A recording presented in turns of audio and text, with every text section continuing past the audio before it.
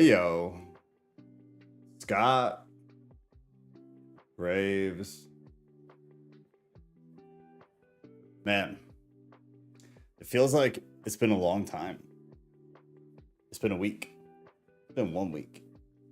Graves got him hard. How are you even in here, Cap? How are you in here while also installing the floor? It's quite impressive, I must say. Quite impressive.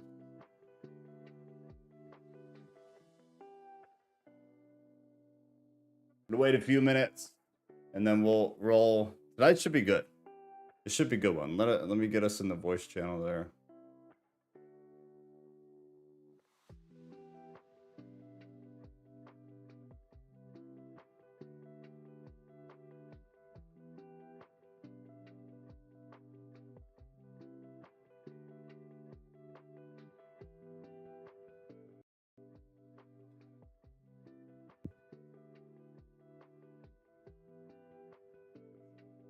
All right.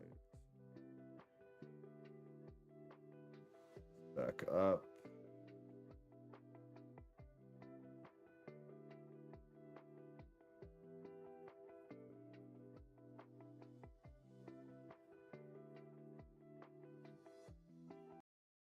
All right. So, Ruth, good to see you. So here's the deal. I guess first, if you haven't been with us or you're watching this later, it would be watching it later. If you're watching this later as a recording, we have a Discord group. That link to the group is at the top of the live chat. It's pinned. There's also a link to it in the description of the video. Valerie, good to see you. And join. It's free. Everybody talks, hangs out. A bunch of smart people, much smarter than me.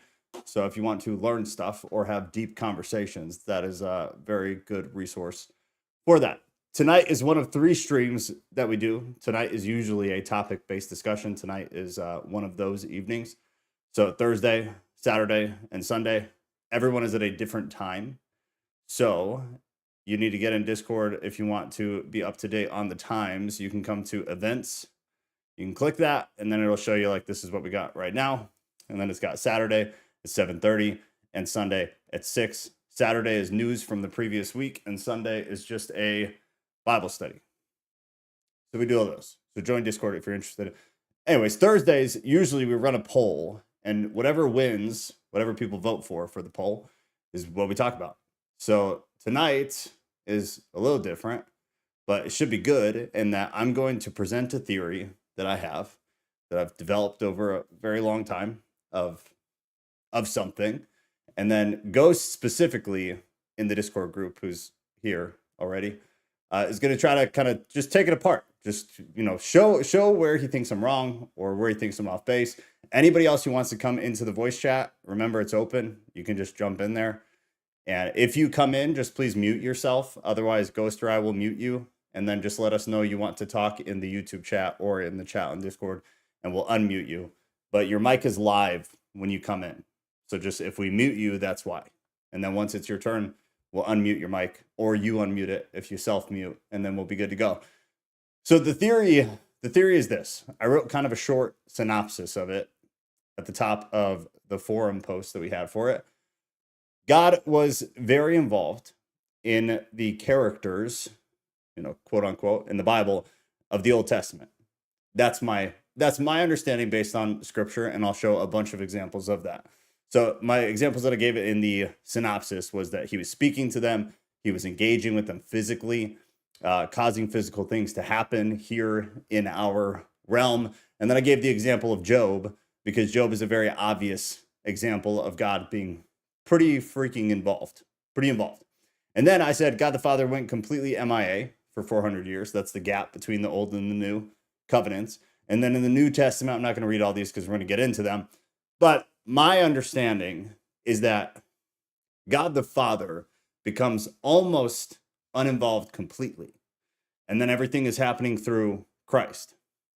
A bit of a semantic game, and I get that, because Jesus, from the Christian perspective, is that Jesus is God, that they're one and the same. There's a lot of different ways to kind of describe that, but they're essentially the same entity. described or perceived in different ways for different purposes. A bit of an argument on that, just because of the way that they're actually talked about in the Bible is not that clean.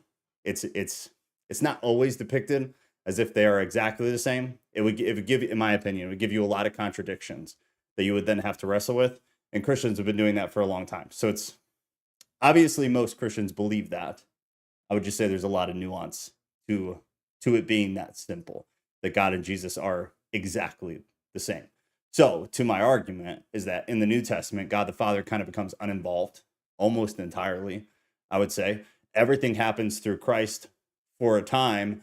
But what I see more than anything else is that near the end of Christ's ministry, and then specifically after Christ's death and ascension, is you get what I think is a very clear shift from the divine being intimately engaged with creation to more of people being the vessel for the divine to be engaged with creation. I think that we see a hell of a lot less of God's actual interaction with people, with the early church. Vast majority of engagement between God or Christ, whichever you want to use as an example, and the early church is predominantly through people. We don't get a lot of these examples of God doing things the way that he did in the Torah and the Old Testament. So I have 3 parts, and then Ghost you can cut me off anytime you want, just rudely interrupt me. I'm going to try to keep an eye on the chat too. So if anything pops up in there, just throw out a comment and tell me to stop, and then make your point or come on the voice channel or whatever you guys want to do. But very free form, like not strict, just rudely cut me off if you want to expand on any of these. So the first section that I have is the Old Testament. It's the biggest section, which is a part of my whole theory. So you have, in the beginning, Lilith, good to see you. Rodriguez, oh, nice tie, thank you. I'm very happy to be dressing nice again. I can tell you that. I got a new job, in case anybody did not know.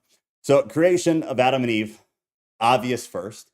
In the Judeo-Christian tradition, God is depicted as personally creating the first humans, Adam and Eve, and breathing life into them. Expanding on that, though, it's all of creation. The Christian belief is that he created absolutely everything, from humans to animals to the physical world around us. My first nuance point with this is that I don't take Genesis literally. And anybody who's been here any amount of time probably knows that. I have recorded videos on YouTube kind of explaining why I land there. It's not an uncommon belief, just to be clear. I feel like it's not usually talked about in church, but in extra church areas, it's talked about pretty frequently, is that Genesis is not literally what happened. If you read the story of Genesis, the story of creation, that's not literally what happened, in my opinion, and many others. Hey, Joe, can I say something? Yeah, go. Do you draw a distinction between literal and true? In a sense, yeah, for sure. Okay, because I think Genesis is true, but I don't think it's literal. So I guess explain more. Okay, so it's a template to me. It's a template that's describing a very real process that happened with flowery language, I think. Yeah, agreed. So I guess we're probably not too far off on that. So I think that Genesis, and this I'm not super concrete about, but I believe this about a lot of the Bible, to be honest, is that many of like the story, and if you go to like Mesopotamian literature and outside of Christianity or outside of Jewish at that time, it seems to be that many of the mythical or esoteric texts they have these kind of whimsical sounding stories to try, like you said, to kind of be a template of like, this is what we want you to understand, but this is our way of expressing it. So I guess what I would add is, do you think God did that intentionally, or do you think that was kind of liberty of the author to try to get the audience to understand? I mean, that is a good question.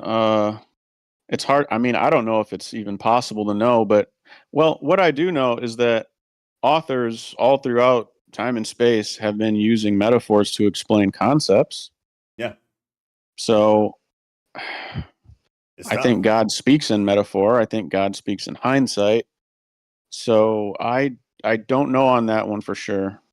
Okay, I don't either. It's like a age old question for me. Is like, because I think there are some points in the Bible where it was intended to be depicted in sort of a whimsical fashion for one reason or another. Like some of things like Sodom and Gomorrah that are rough, or the story of Babylon, they're still pretty rough, but I think they could have been told in a way that was more literal, that would be harder for people to engage with, I guess. Genesis isn't really, and I don't even know if that's true. It's just kind of, it's something that I've talked to people about in the past. But for Genesis, I lean more towards it was just a way to get people to understand it, because I think we do that a lot. I think people like the weird thing is that like people, and not to like toot our group's horn because there's a million people like this, but we don't think or process information like this like normal Christians. And again, I don't say that like at all to be demeaning or like we're on a high horse or something. They're different people with different capacities, and people engage with information and data differently. And I think we've collected a group of people that are like kind of on a different level of being able to engage with things in a difficult manner. In my experience working in churches and then being outside of church but still being around Christian people, is like that's not the norm. So I think to get most people to understand a concept like Genesis, like creation, if most people have a harder time wrestling with like with very deep understand or very deep information, I think it's a great way to get people to understand like this is generally what happened. Can you grasp the idea of original sin? Can you grasp the concept of creation? Like, yes. I think that was kind of the purpose, is that most people can understand the story of Genesis the way that it was written. I don't know if most people could understand what actually happened, like at the point of creation. I think it would be a very complex and difficult thing for people to try to grasp. It goes back to the whole thing that I say that probably annoys the hell out of everybody, is like you can't conceive something that you can't conceive. You can't. I don't think you can conceive, and some of you disagree, but I don't think you can conceive things that you haven't in some way experienced, or at the very least, most people have a hard time understanding something that they haven't personally experienced, like with their senses, their human senses. Oh, that's kind of my take on that. Yeah, there has to be an analog somehow, somewhere. Somewhere, yeah. And if there's not, then of course they can't understand it. But that's kind of why we need to be diverse with our study. Yeah. And our experience. Yeah, no, absolutely. That was a good question. I wanted to say something, but I can't remember what it was now. If it comes back, You were write it down or just cut me off again. Okay. Yeah, let me get some paper. Yeah, whenever. Just totally cut me off anytime. That was a great question, though. I'm glad you asked that. So that I would love to talk about that at some point too on a Thursday for all of us. It's just like Genesis. Just talk about the story of creation. I think it'd be really good. And then if you get into like some of the, you have Christian evolutionists, and you have the old Earth and young Earth creationists, and I've done like recorded stuff on it in the past, but I think that that'd be a really interesting conversation. So at some point we got to do that and talk about the freaking dinosaurs. It's all real good stuff. I'd love that. That would be great. Yeah. I'll throw it on the list. So after you got creation, after creation, and this isn't necessarily in order, just to be clear, so nobody reprimand me. The flood. This was one that I think Ghost said, okay, well, maybe, and correct me if I'm wrong, but I think when we were kind of having a very short back and forth about this, deciding to do this today, is you're like, okay, well, maybe the flood. Maybe the flood is one of those things where like God very, very specifically, at least seemingly from the way that the Bible writes about it, engaged and did something in the world or to people. So the flood in the story of Noah's Ark, found in various religious texts. As a reminder, it's not just the Bible. There's a lot of weird stuff going on right now for any of you who are like active on social media. A lot of really weird stuff going on between like Christians and Jews and Muslims that I've never seen before. And I guess we'll talk about that maybe on Saturday or something. But it's in several of our the Abrahamic religions have the story of the flood. Just to be clear, God personally intervenes in the world by sending a flood to cleanse the earth of wickedness. In my opinion, it's one of, if not the greatest example of God doing something. He did something. It wasn't through people. It wasn't an angel. It wasn't, there was no vessel, at least from what we have. And the thing is, like, I'm open to being wrong if another text that somehow gains validity, or we find another transcription or something, I don't know, whatever. We get something, some sort of data point that says like, well, no, this is how it happened. I'd concede real quick, because you guys all know full well, I don't think we have all of the texts. I think the texts we have have completely been destroyed and run through and altered, and there's lies in them. I'm that guy. Can I say one thing? Yeah, go. Knowing how something happened doesn't explain why it happened. So science can get at the how, but you're never going to understand why it happened. Yeah, if true. If there is a why, but I think there always is a why. I think there always has to be.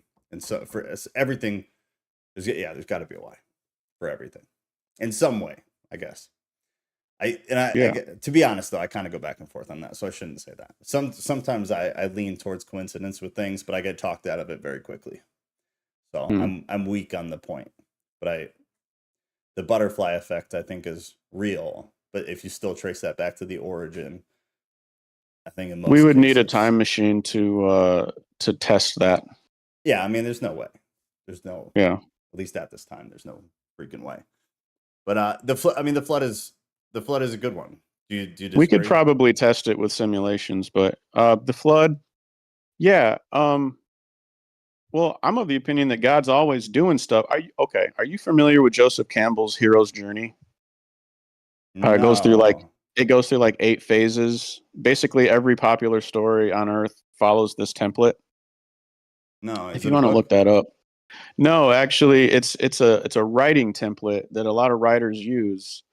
That kind of follows a particular path. Yes, no, I do know what you're talking about. Okay, so the hero's journey is a common narrative archetype or story template that involves a hero who goes on an adventure, learns a lesson, wins a victory with that newfound knowledge, and then returns home transformed. The hero's journey can be boiled down to 3 essential stages, and then it goes on. But yeah, I am familiar. So okay, so when someone is using that template to write a story, they're in that story, they're putting themselves in that story, and they're using phases. So like, of course there's going to be different phases, but that doesn't mean they're not in each phase. It just means that phase was designed in a particular way, and of course it's not going to be the same as the other phases, or else it would be hypostatic. Sure. So it just popped into my head when you were talking. No, I think it's a good point. And I think for maybe like one thing or periodic data points, or if it was a few things that made me think what I think I'd be more open to it. But I guess to me, like, the way I picture all of this aggregated is like a stock chart that just keeps going up. But in this case, it's God's chart, and he just keeps going down. I think in deity, just in general, I think just God, call him the deity. So it includes Jesus Christ. I think his involvement at all in a personal sense, and that doesn't say a why, and it doesn't say anything other than it just seems less from the point of creation to today. It just seems less. And that doesn't mean it's not for a good reason. And it doesn't mean there's not a purpose behind it or anything like that. So I think the hero's journey, like, it would make sense to me, I guess, on like a one-off or maybe a few. But if it's a consistent chart that just declines over thousands of years or hundreds of years, I don't know if it would really answer it for me. So when you say declines, what does that mean? Just straight involvement in a physical or interactive sense, personally. So God personally, as the entity. Okay, so how can you disprove a negative? What if God's working right now, but when no one's writing about it in the same way they wrote about it back then? For sure, which is something I've thought about. Definitely. And I mean, it's an endless conversation. You're kind of right, but I mean, I guess, would the onus be on you to prove that he's not here? Or you can prove that he's not, that it's not being, God is not being written about in the same way. You can prove that. Because that's, I mean, clearly. Yeah. But that doesn't necessarily mean he's not doing the same things he used to do. It just means that people aren't writing about it in the same way. because now we call things science and all that, quantum, blah, blah, blah. That's what I was going to say. So would you say that's the failure of the human perception of it? Yeah, I think in templates. So if I see a phenomena doing things that God was attributed to God, but we don't call it God anymore. If I see the phenomenon match and I'm like, is that the same thing? Because it seems like it. So I guess take some of the heavier ones, like what happened with Sodom and Gomorrah. I get parts of Babylon, burning bush story, the dead coming back to life, the plagues in Egypt, the flood. Take the big ones. Do you think we see things that are that would be comparable? I think they're, well, sure. I think we conflate a lot of divinity with aliens, probably, because I see it as a very similar thing. And I've brought up cargo cults before. If that, if those tribes had a pre-existing story about sky gods, and then they see the planes fly over and drop food, they're going to conflate those two stories and make a religion out of it. Sure. So things happen early on in human history, and people create oral stories about it, and then they write them down, centuries later or whatever, and then they might see something similar again and then call back to their original stories, and then it goes through this just cycle of the game of telephone, and that's just kind of how religions form, I think. So it's hard to say that God has removed himself. Now, on one level, I agree with you in the sense that we are we're like sorry, I'm going off like 4 hours of sleep. uh we are, I guess, doorways for God to do things in the world. And if people choose to not, I guess, live in a certain way, that doorway closes. So every human being is sort of like a sluice gate on a dam. And if the earth is a dam, a lot of people are damned off because they haven't opened their gates to allow the Holy Spirit in. They don't care about those ideas. Yeah. They scoff at it. So in that respect, yes, there is less God, but that's only on our slice of reality, so to speak. And that's choice based. That's not like God didn't choose to say peace. He had to pull back for a couple thousand years, it looks like 2,000 years, to see what we do with the information he imparted. And then he comes back and judges us on what we did with that information. Were we responsible with it? Did we lie about it? What happened? And I think that's what part of the judgment is what did you do with the information that Christ gave you? So what do you think about the role of evil then, or the involvement of evil? Is it just irrelevant? The involvement, no, I don't think it's irrelevant. I think it's necessary. I think evil is mostly committed by humans. Um, I think the evil on higher levels is sort of orchestrated. Like, they have to tempt us because that's their job. But can it disrupt God's involvement at all? Only to the degree of like a video game designer creating enemies to disrupt your progress. But the designer still wants you to beat the game. But there has to be obstacles. So I guess Otherwise, there's just no. Go ahead. I'm sorry. No, you're good. It's tougher with you because you actually kind of see it as a game, and I think that's hard because most people don't. So I guess with that thought, that's to be wrong. Yeah, I mean for sure, and I don't think I could prove you wrong about it. I just think it's interesting, and I think it makes the back and forth more difficult because I mean, that kind of we're coming at it from two different angles. I get it. Yeah. For sure. And I think if the video game thing is true, then I'd be much more inclined to agree with you. If it really was just a game, I think a lot of, even like this theory right here, I think a lot of it would be kind of irrelevant, to be honest. I mean, if it was all just a game and God was kind of dictating it, putting us in an aquarium, putting evil in here too, like to just kind of fucking see what happens, to see if we uphold the things that he put it. Then I mean, who cares? Like he obviously is involved. He's just sitting back to see what happens. So it kind of changes the scope of the whole thing, honestly, a little bit. Yeah, the sitting back and see what happens is definitely the picture of God I have. I see it all as one big laboratory, and we're just kind of he's sorting us into groups, and that's what I believe. And remind me again, And what's the end goal? For what purpose? We're being sorted in groups, tested over time. It's all a game for what? the same purpose a kidney has. It's filtering. It's But for what? to rejoin him, to recombine with him, To do what? enjoy ourselves. Okay. Pleasure. I mean, it really boils down to that, really. Interesting. Yeah, I like see it totally different. That's such a like I'd prefer that view. Because that's like nice. Yeah. Like the end goal is peace. Like it's peaceful. Or at least Yeah, I think it is. See, I see it like total opposite. Every time people die, what do they say? I felt this peace I've never felt before. It was crazy. I can't describe it. Like the people who die and then come back, you mean? Yeah, the people who dip their toe in the river, so to speak. So what are they feeling? Interesting.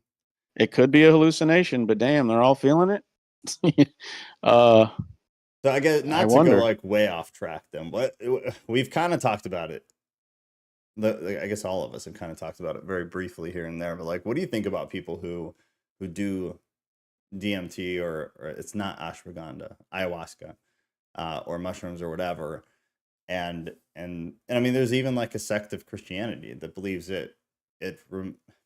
whether it like allows you to see through to the other realm or it takes you to whatever, however you want to kind of view it, but it takes you somewhere that you're not, and many people experience very negative things, and that there's like a pretty common belief that the other realm is like war torn, and that's without the psychedelics. That's very much where I land with it. Like war torn. That's without. I think somebody's what's that? Oh, my bad. I'm not. My phone is like not good battery right now. It was Rodriguez. Rodriguez, I muted you. So in YouTube chat, just tell us when you either mute yourself or you're ready to pop in.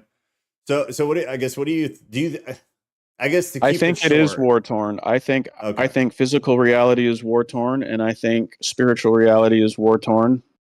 And then I think how's that peaceful? How's that peaceful? Where's the peace? It's peaceful when the filtering happens.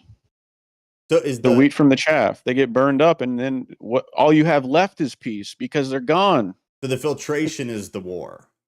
Yes. Okay. Well, that makes sense. Fair enough. Okay, then I do kind of see it that way then. Yeah, I think at the end of all of it, I think I just very rarely think about that part. And I think much more about what I believe is like the war portion of it. And actually, with the beauty of AI, I have been able to depict do you have YouTube up, Ghost, or no? Yeah, I see it. So I finally, this is like, I've been trying to explain this for a long time whenever people ask me about it.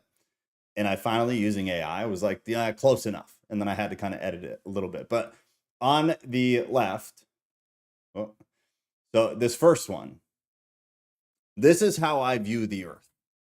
And I've talked about it before, so now you can like put an image to it. And I believe, this is not literally how I view it, like Genesis. This is not literally how I see it. It's just like the easiest way for me to picture it is on one end of our reality, which we are going to call Earth. There is evil. And I just think it's that which is antithetical to God is evil. It's bad.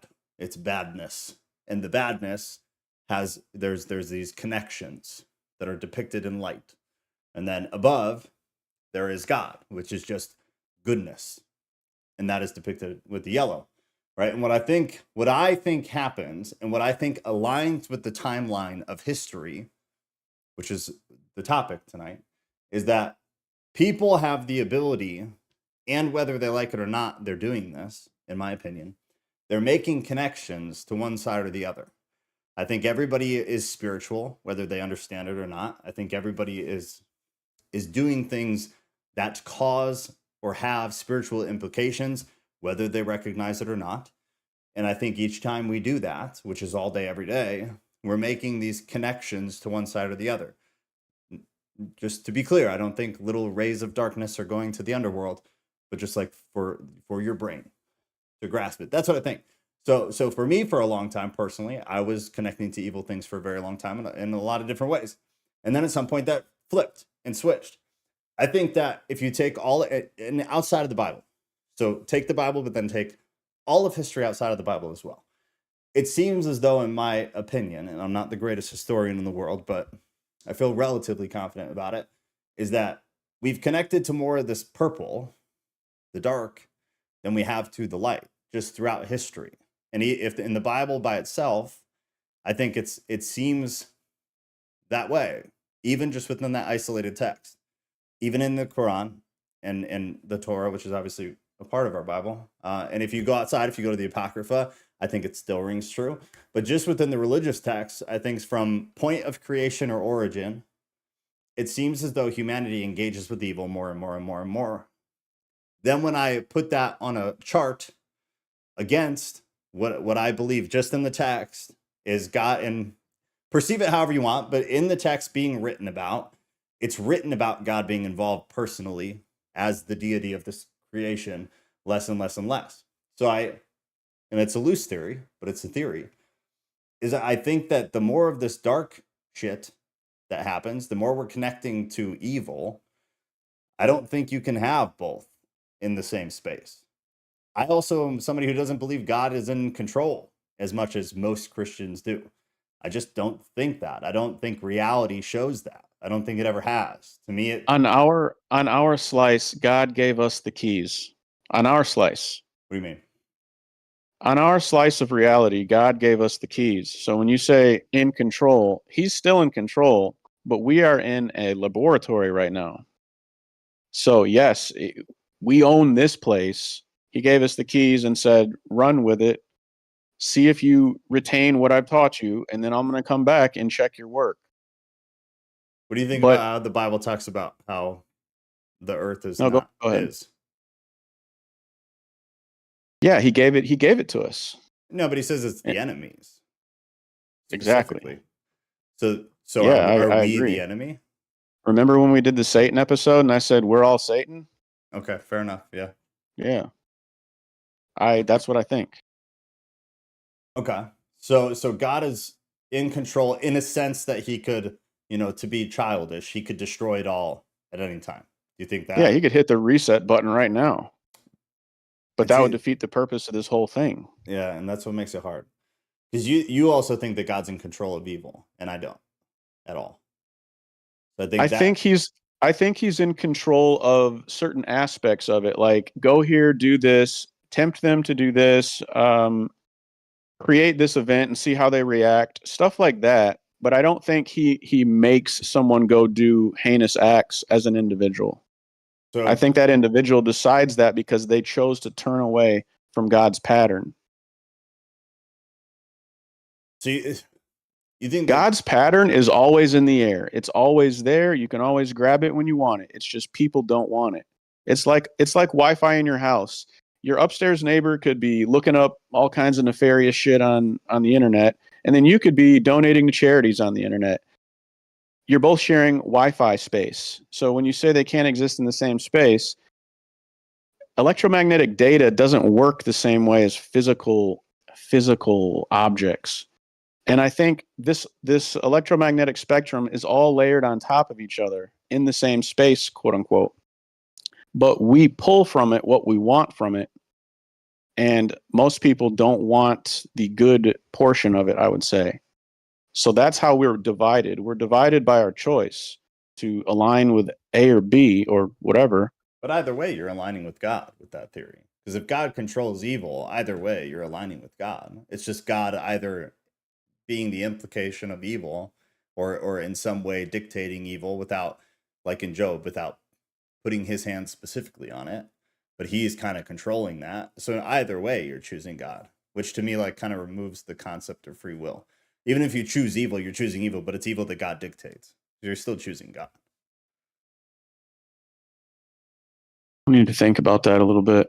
I think it's interesting. What you're saying is like it's making me think. It's interesting, but I think theologically, like it would run in circles for me. It would start to run in circles like that. Because like for you, from what you're saying or from what it sounds like, is like the pictures that I made. It seems as though like both would be light, but on the bottom light side, you'd also have some evil going from the light to the earth, but the base of it would still be light because it would still be God.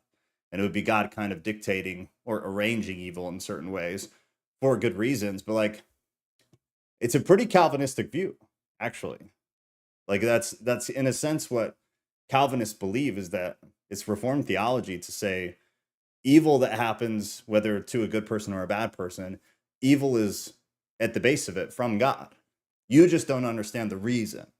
So if that girl, gets beat or a kid dies of cancer, whatever, it was for good. You just don't quite see it, and you don't need to because you're not God. But there's a purpose and a reason for all of it. It's reformed. It's a reformed theological view, which a lot of people hold, but I'm like Well, vehemently against it. if I'm like even remotely hinting at anything Calvinist, please tell me because I don't want to do that. I think it's pretty close. It's pretty similar. Think about it. So It's interesting. let me clarify. You remember when I several months ago I talked about that dream I had of like a black sphere and there was a light shining on it? Yeah. This is pretty close. What you got depicted here, but I don't see that purple section as an equal to the light section. Mm. I see it as a shadow, which is the lack of light. It's like you can choose, okay, if the sun is behind you, you're going to see your shadow. If you turn away from the light, you're going to see your shadow. If you turn towards the light, you're going to be blinded. So the only way to be is to be right under the light, to have the light right above your head so you can see in a 360-degree rotation. And a lot of people turn away from the light, so they're only seeing shadow. And I don't think that shadow is a thing. I think that's they're smelling their own farts. Like it's not its own thing. It's the lack of the thing they should be facing or they should be utilizing and trying to mirror, which is the light. I don't know. That's just the way I see it. I look at the shadow. I don't look at this purple light as being its own thing. Okay. So that's what I had to say on that, I guess. So I get like clarity on my end because that was a good thing to point out is that I don't see necessarily, and I could have done this better in retrospect. Is I don't see necessarily that the dark is as heavy as the light. I don't think that evil, call it Satan, call it devil, whatever. I don't think there's a specific evil entity that is like ruling on the throne or some shit.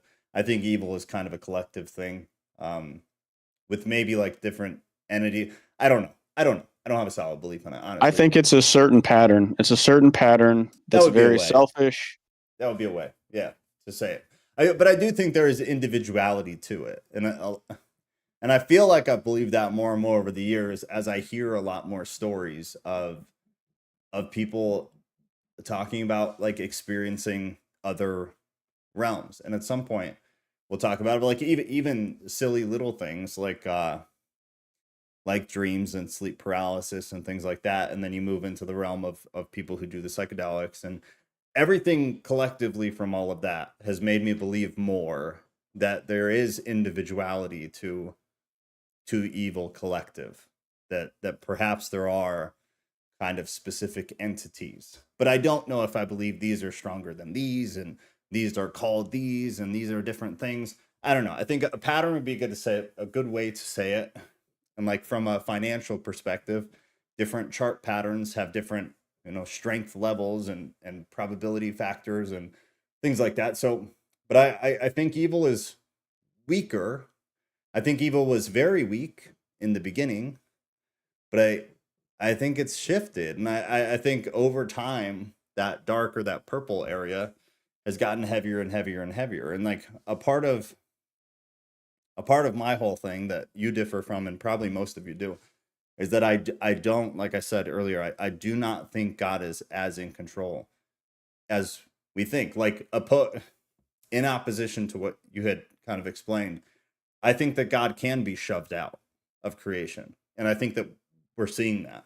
I think we're I do actively too. living I'd like that. to I'd like to touch on that point. Yeah, go. Um, so okay, yeah, let Rodriguez. Oh, is she ready?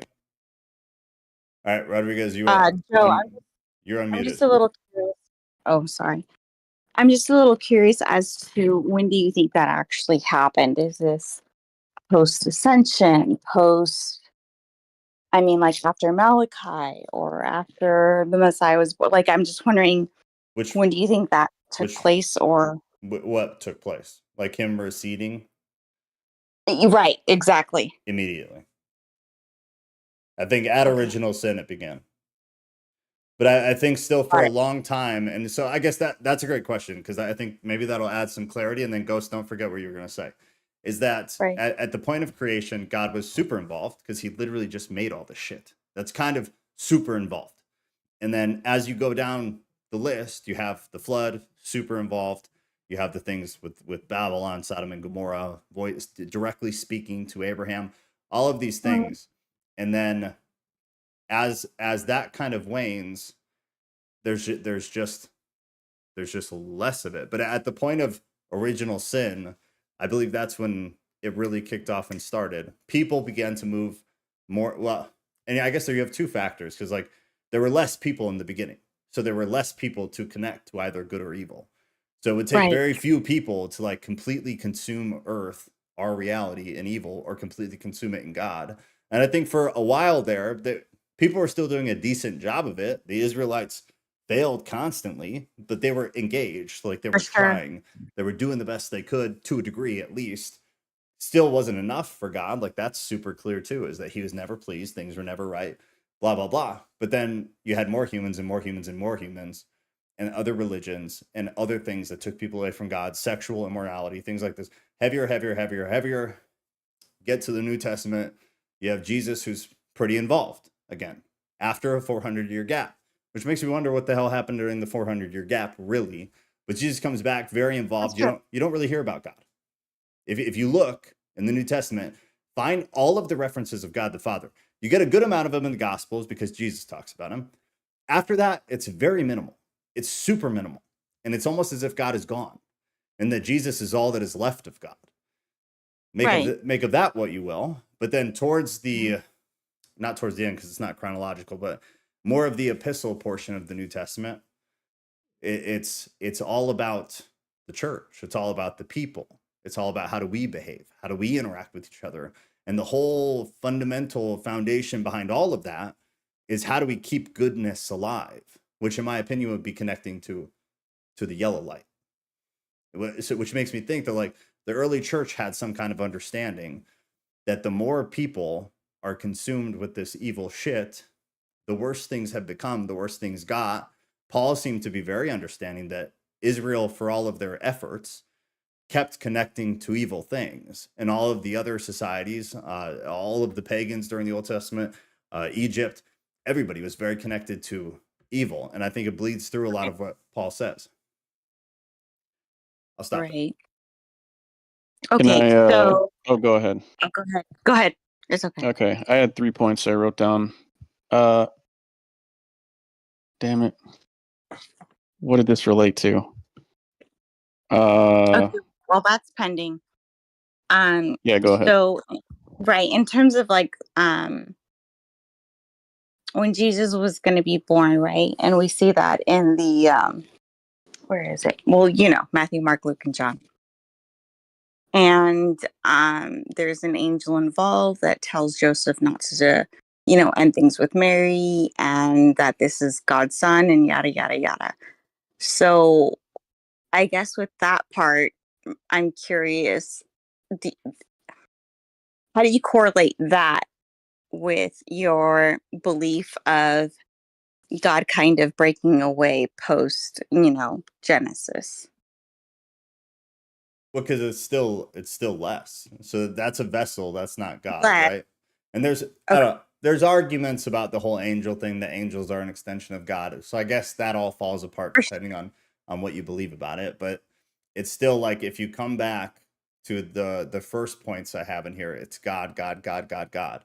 Towards the end of Mhm. it, it's angel, Jesus. There's more of that. So it's, to me, it's a part of the theory, is when you start to see Okay, more so angels.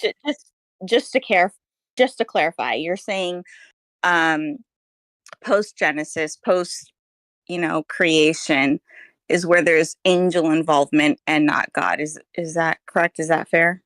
After Genesis, Right. Well, the creation, I should say.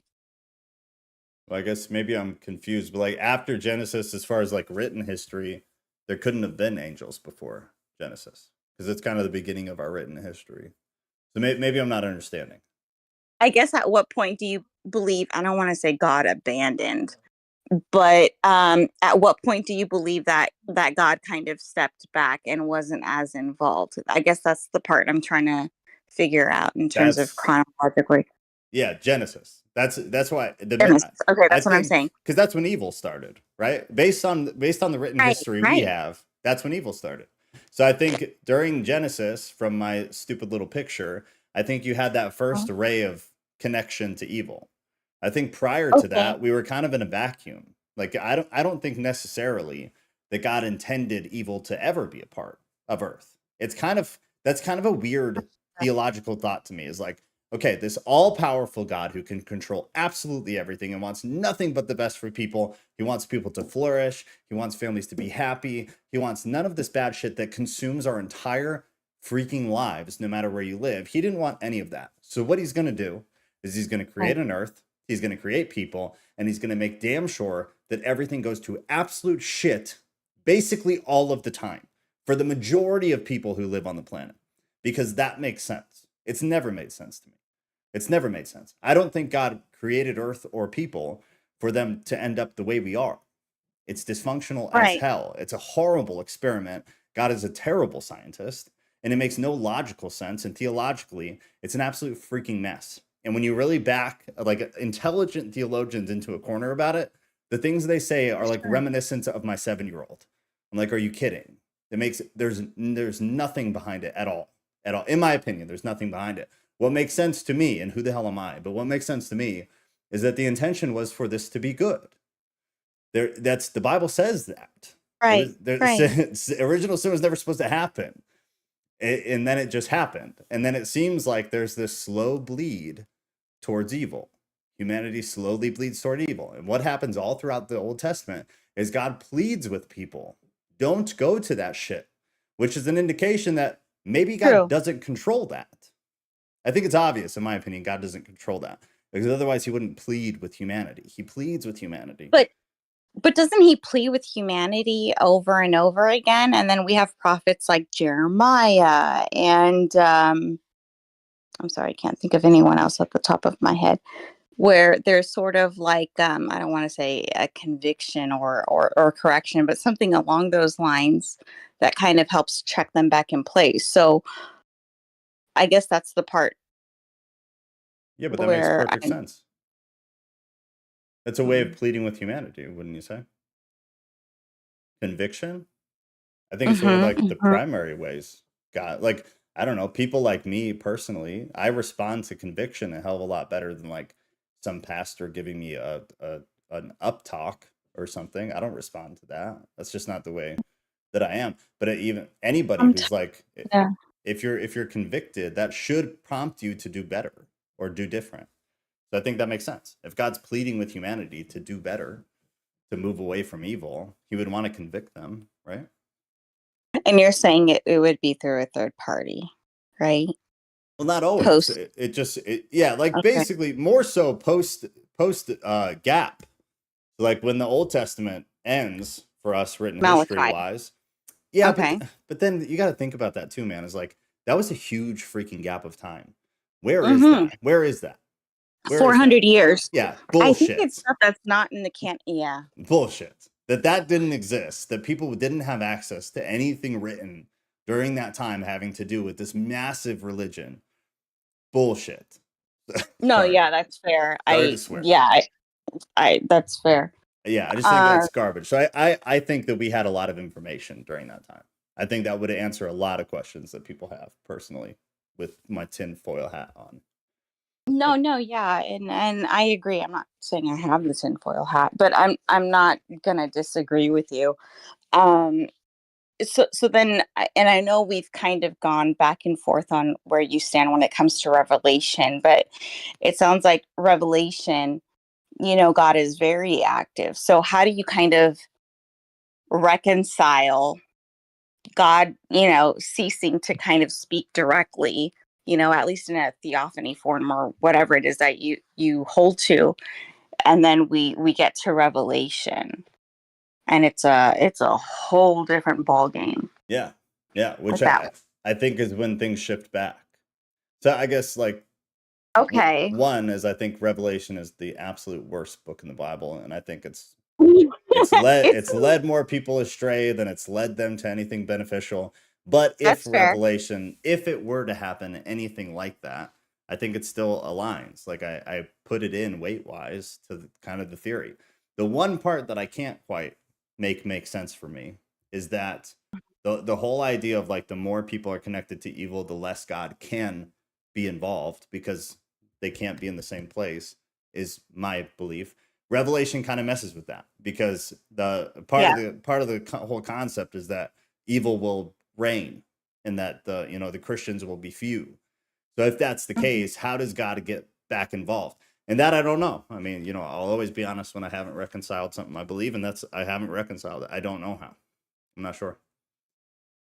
But I think like Yeah. that's the reckoning, right? Like that's when everything completely shifts and evil for in our context, which I think is very small, like our reality, I think is super For small. sure. I think For that's when sure. that's completely wiped out. And then what happens next, I don't know, but I think there's some kind of, call it a war that is happening in another realm or other realms or whatever. I think we go there, or your spirit goes there, your soul goes there. That starts that whole conversation again. But I think we move. So And the in war that, and filtration are the same go ahead. thing. Just throwing that out. Yeah. So yeah, your way of saying it would be the filtration. So I think at that point we go through the filtration process. And It's constant. yeah, agree. I had something to say about the elect. Would you say that you believe that the elect and the saints are a legitimate category that exists? The elect Calvin. in a reformed sense? No. The elect in the I don't know, spiritual hierarchy, so to speak. The elect that return with Christ. Oh, like Revelation elect? Yeah. Oh shoot, yeah. No, that's fine. I'd much rather talk about that. I thought you were talking about like Romans elect, which is just like the only people who talk about it are Calvinists when they're talking about how great they are as Christians and how everybody else is fucked. Right. No, So no. the Revelation elect, I don't know because I just Oh, have such a hard time. Kodashim, the holy ones, the Kodashim, the people who get bestowed with the white stone and all the things it talks about in Revelation. Yeah. Those people. Yeah. Do you think they're a legitimate group? I don't know. I don't know is the honest answer. I don't know. I have such a hard time with Revelation, dude. And I keep trying I because a know. lot of you guys will bring it up periodically. But I've the amount of time I've given my life to Revelation is like so much more than I always regret it. Every time I do it, I regret it. Because I just feel like there's nothing there to make any actual sense of anything. And I've read every fucking theory and I've read all the sorry to swear. I've read all the commentaries, the greatest of theologians and biblical scholars. I've read it all. And I just think it's super, to me personally, which should mean nothing for any of you, but to me, it's just so lackluster. And I'm like, you're stretching so far, which is fine. And like, it's fun. I have fun doing it sometimes, but I'm like, if I'm trying to actually figure something out, this is a total waste of my time. And I just put let's get out of the realm of theory. Have you ever met someone who you would consider a saint? No. No. Give me a definition, Ghost, and the scripture that it's Like found in. someone who actively strives to conform to Christ's will. That doesn't mean you never make mistakes. That's not what a saint is. Well, that's a Christian. Like that, I think the way A you're little rough. asking that is as if like that's what Christian is to me, and the rest of them are full of shit liars. It's I lukewarm agree. Christianity. So that's just Christian. Yeah, I believe That's it's kind of where I Christian. was going. Okay, So then yeah. if that category exists, would you say the opposite category exists? Of people who are that People who before don't give a evil. shit. Well, Not necessarily evil, but yeah, evil is a spectrum, just like good is a spectrum, I would say. But apathetic is different from evil, right? well, it depends on what's Yeah. happening in front of you. Fair. Yeah. Yeah, if someone's kicking a puppy and you're just like, whatever, you're evil. Yeah, no, that's a good point. You're totally right. I totally agree. I can see. Relative to the point of view. So are we talking apathetic, or are we talking like, actively evil people? We're talking anyone that is not following the template of Christ, whether they're actively hating it, whether they're ignorant of it, whether they are, like there's a spectrum of people who aren't doing it. Yeah, I think to me there's two different categories only, and it's people who fully grasp the concept and have the capacity and the capability of becoming familiar and then following it, and those who are unable and do not have the capacity to fully understand, grasp, and then follow. To me, it's one or the other. Like I get that, yeah, there is a spectrum, but if you have the capacity, you have the capacity, and if you fail to move forward with your ability to then follow, like that was me. I had the capacity. I chose evil. I think, yeah, those people are evil. I think people who are not, they don't have the capacity. I don't think they have the capacity. So I wouldn't hold them necessarily responsible, personally. Yeah, I understand. So I have like a school metaphor. When you're in school, you start with an A, and then the teacher will say, "I have a curriculum here, and if you choose to follow this curriculum, you will leave with an A." Or if you choose to kind of slack off or create your own curriculum, or you choose not to look at the lessons, etc., you're not going to leave with an A. And I think that plays into the whole saints and holy ones versus people who don't care. And that's what the sorting is. The sorting happens based on people's choices naturally. It's not like God has to move pieces around on a board. It's just he lays out the rules beforehand. He lays out the templates, and he says you can choose to adhere to my template, or you can make your own template and see how that works. And more people choose to make their own template, and the consequences of that is the world we have. So As opposed to separating yourself to holiness and sacredness, right? That's the definition of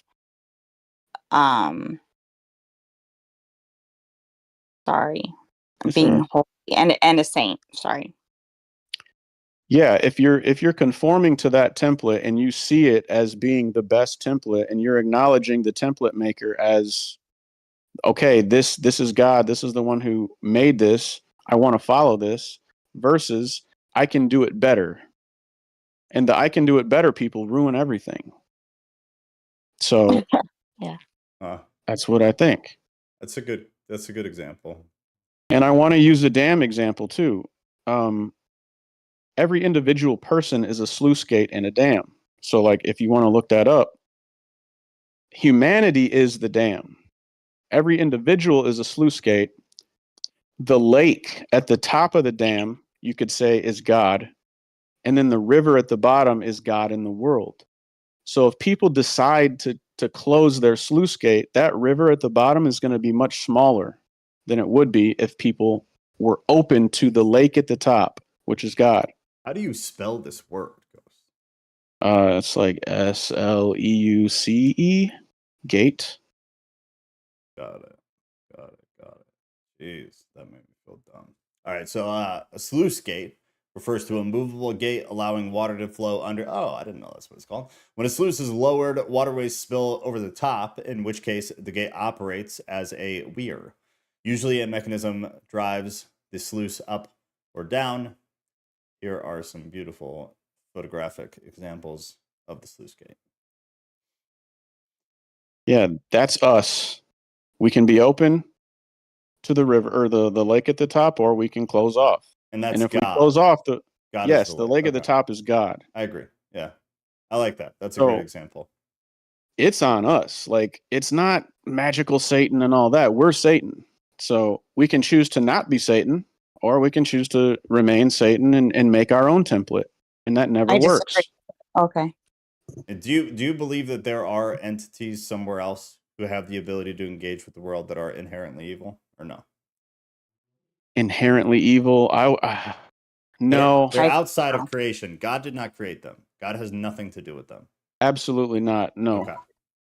I posted something in the Theology channel about the Trinity. If you want to read it, it's long, but I think it applies to a lot of your gripes with God not being here or removing himself. Okay, I see it there. So if you want to go over that later, it's Yeah. there. No, I will. I'll look at it after this. Okay, Rodriguez, did you have something else to say before we move on? We'll go a bit longer though. I don't completely know. I did just send Ghost a pile of resources, so Okay. I can't remember what we touched upon and what we didn't. Sorry. There was a lot. I'm trying Let's to think. see. There was Sorry. there were a couple of stopping points though. I don't remember. No, it's good. We need as much information as we can. Lots of Bible verses up in here. Yeah, okay. So I guess I'll just, if you guys think of any of The only thing I'm good for, yeah. there was I can't go over all this. it's Oh, a lot. Francesca. It's a lot. It's a lot. So I'm gonna jump. You got Rodriguez brought up the angels. I highlighted it while she was talking about it. But the angels' visit to Mary, the Annunciation with the Gospel of Luke, the angel Gabriel. So you have examples like that. Then you have the baptism of Jesus. At the baptism of Jesus, a voice from heaven. So you do get the voice, at least as it's written. You get the voice. This is my beloved Son, with whom I am well pleased, which is a statement that's echoed several times in the New Testament, which is, I guess, just another like interesting point. Whether it has anything to do with this or not is kind of a different, I guess depends on what you think. But there's more echoing from God, almost as if it's not specific every time. And maybe that's me being totally nitpicking and just trying to prove myself right.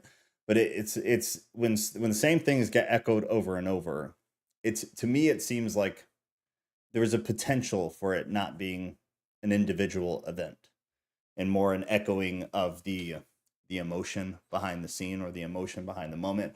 But it doesn't really weigh in, necessarily. It's just something that I've thought about. You have the conversion of Paul, which is a big one. Really, that's attributed to Christ, though. So we get, the transition from gospel where everything was Christ, which, you could argue is the equivalent to God.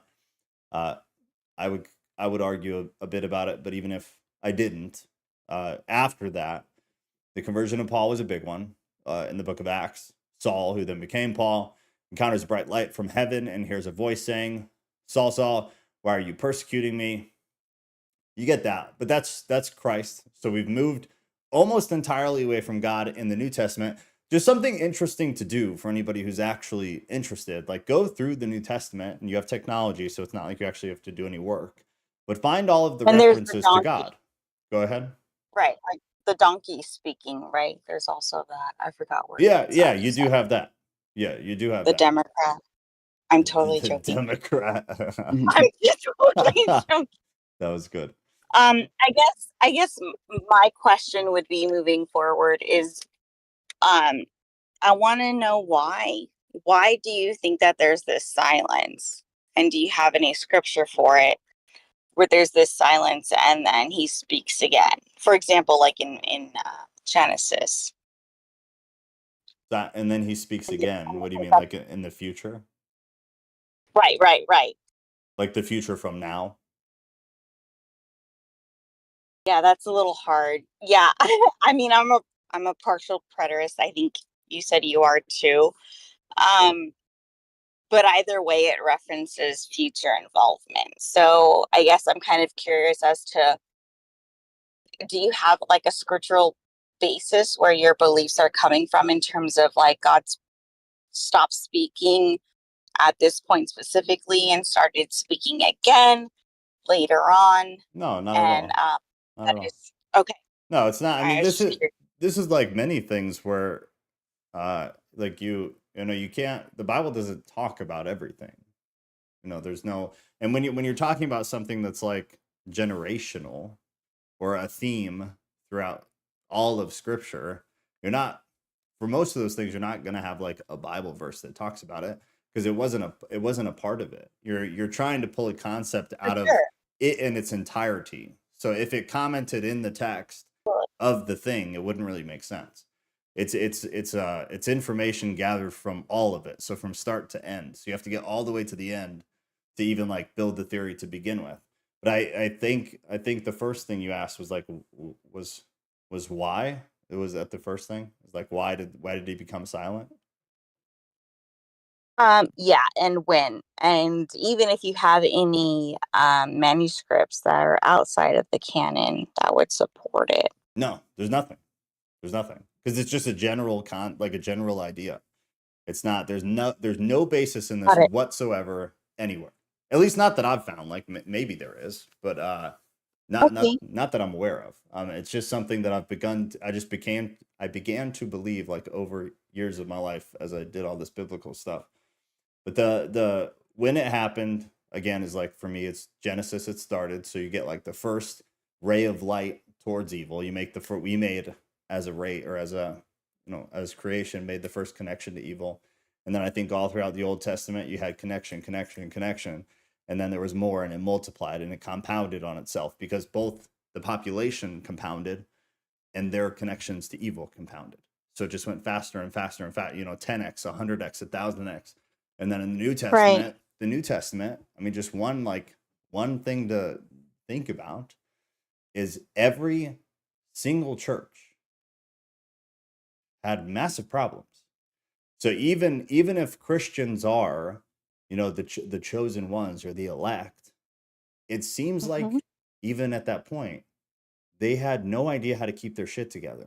They had no idea how to actually reject evil, which is a part of what makes me think like, maybe if this is a game like Ghost believes, then it all makes sense to me.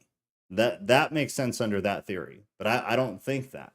So removed from the game theory, I think it leads to the insinuation that whatever evil is, it's pretty freaking strong, and it's a formidable opponent to God, which goes against everything Christians ever talk about. But then what Christians teach in churches and in seminary goes against everything that reality actually is. And so it's like Christians are raised in this conundrum of irrational concepts and ideas. And it's no wonder that Christians are like the most brainwashed people on the planet, because they can't be intelligent. What they're being taught makes no sense in reality. It makes no sense. So they have to completely function off of faith. And every single day when they walk around and live their life, they have to be like, oh, that's not real. That's not real. That's not real. God's in control. Little girl just got shot in the head. God's in control. That was his plan. It's all a part of his plan. All these women in sex trafficking. Oh, it's all a part of God's plan. Just because you don't see it doesn't mean it's not real. Doesn't mean there's not a fucking plan. Shut the fuck up. It makes no sense. No, I agree. It's evil. They're a bunch of fucktards. Well, hold on, wait. It is part of God's plan, because it is free will. It's not part of God's plan that those things actually happen, but it's part of his plan that to allow for those things to happen. Well, sure, but they're two different things. Wait. Let me ask you this. Do you think it's part of God's plan, or do you think it's one of those as a result of, humanity's fallen, nature and whatnot? And this is more like God's making beauty from ashes, sort of like his cleanup. God's plan is to make beings like him. And there's a lot of steps involved to do that. But based off of the statement that you said previously, it's almost as if God was part of the destruction and the downfall. Is God implicated in evil? Well, I guess actually, exactly. Yeah. But Ghost, because he does kind of believe that. He believes that God kind of is so dominion over evil. I fucking don't. Yeah, so I fucking don't. I split with him on that one. But under that theory, I understand why he said what he said, for sure. That makes sense. Sure. Yeah, no, that's fair. That's fair. But I wouldn't say God is implicated, though. I don't agree with that. I don't think God is implicated. Well, he allows for evil to exist, but we have to look at it. Right. We have to look at the shadow and turn away from him. Sure. God didn't make us do that. Okay, but if we don't, then what? If we don't what? If we don't fall into alignment, and then disaster happens, then what happens going forward in terms of God's will and God's plan? Oh, then we're screwed. That individual's screwed, and then the people around them are screwed, and then it's a chain reaction. Okay, That's why I things are bad disagree. right now. I mean, I disagree because I feel like it kind of tampers with God's sovereignty. No, he's Because sovereign. He's giving us, he gave us the keys. He said, all right, I've told you everything you need to know. I'm going to True. peace out for a little bit. Then I'm going to come back and test you guys and see how you did. That's all on us. Like, he's not doing anything. So I agree with Joe in that regard. Like, he's waiting to see how we respond. True. I'm not just gonna dispute that, but then I'm gonna have to. This probably bleeds into a different topic, but then what's the point of prayer? Ooh, The point of prayer. The one I ask all the time. Because I feel like that's kind of like the rudder that determines, where the ship is gonna go. It's an SOS call. I mean, we've seen in scripture, right, where prophets kind of, tell kings, oh, you're going to die and blah, blah, blah. And then the king pleads with the prophets. And then, there's this message to God. And then God says, all right, fine, I'll reason with you in X, Y, and Z. Or this whole city is going to be destroyed. Quick answer on this one, because this is a whole 2-hour conversation. I'm sorry. No, you're good, but just go speak, give her a quick one back. Okay. I would say, I don't know if you guys are like super familiar with RPGs. I'm going to go back to games. I am. But I think prayer is the collective mana pool. It's the pool of energy that a particular character has to do things, to do magical or spiritual things. So if 80% of the sluice gates on the dam are closed, your mana pool is smaller. But for those people who are in the mana pool of God, who are doing God's work, if they pray for each other and we're in this electromagnetic spectrum, things happen. Quantum entanglement, stuff like that. If more people are in that pool, then things can happen easier. That's what I believe. But the less people you have in that pool... no hope. There's no hope in between. You have to be in alignment. And if you're not in alignment, it's not going to work. I'm just saying, according to what you just stated. Alignment to the template of God's template, the golden rule, essentially is it. It's very simplified. Right. So I'm saying if you are not in alignment with the template that you say is there, then there's no way. Is that correct? There's no way for the individual, yeah. Their life's going to suck. Well then how did any of us get here? Well, none of us are perfect in that sense. In terms of like becoming the body of Christ and the brethren and whatnot, like, because according to what you say, there's qualifications, and we wouldn't make the cut. Part of the filtering. So, well, the cut is pretty broad. Making the cut, I think I think a lot of people are going to get into heaven, quote unquote, but they're not going to have the same ranks. So getting into heaven is different than holding certain ranks in heaven, I believe. Because hierarchies form naturally. That's just the way the universe works. Numbers exist. Like, I don't know what to tell you. I won't dispute that, but it's almost as if there's certain qualifications to even be heard in the petitioning. Do you get what I'm saying? Let me. I think the way. Why wouldn't there be? I think, like, the way I view ghosts, what he was talking about, the way I explained it is like the sluice gates. I think people, and this is me, not him, but I think people could toy with the possibility of opening them. And from like personal experience, like that was, I don't know, like everybody think back to when you considered yourself a Christian. Like, okay, this is the point in which I was saved. I don't necessarily see it like that. Like, today's the day. I think a lot of people like slowly fall into it or build it up over time. And then I do think other people just get slapped in the freaking face by it. And they're like, holy shit, that was it. At one point, that was me. But it was years of like toying with it. I was playing with it. I was trying to open it. And they're like, nah, fuck this. And closed it. And then tried to open it again. A little bit more. God gets through. And then one day Right. I just fucking fling the things open. I'm like, okay, this is exactly what is going on. This is exactly the truth. So I think, because I think what you were saying, Rodriguez, is like, how does anybody get there if what they're trying to, when they're trying to communicate with God, they're not being heard? Like their prayer is on deaf exactly. ears. In terms of the right, in terms of the qualifications. Yeah. I think what it takes to be heard. You build up the qualifications as you begin to try to open the gates. Because I think a little bit of God bleeds through. And then maybe you stop, over 6 months, maybe you stop yelling at your wife or your husband. And then over the next 3 months, you stop watching porn. And then it's whatever it is. I think it's just slowly evil. What's that? It's the desperation in some depth and inner part of you that kind of makes the plea to God that can, I guess, somewhat meet the qualifications, right? It's not always desperation. I wasn't desperate. That wasn't why, got saved. Pursuing, or I don't know how you could word it. I think it's different for everybody. I think that's kind of the beautiful thing about it. That's like true. People are totally different. So I think God like makes himself known to different people in different ways. Mine was purely like literature. And it's over years, it made more sense and made more sense and made more sense and made more sense. And then one day I'm like, this is all that makes sense. I was like a logical fucking surrender. And then since then I've experienced like some more spiritual stuff. But even then, like that's not my strong suit. Like it just has never really been me. It's more of this makes the most sense. And then he's made himself like aware. He's made himself,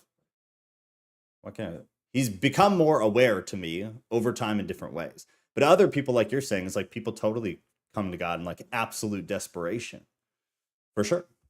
So that's why I said, like, for some people, they just fling the freaking gates open and they get waves crashed on them. And they're like, that's in that very freaking moment, they're quote unquote saved. Like, that's it.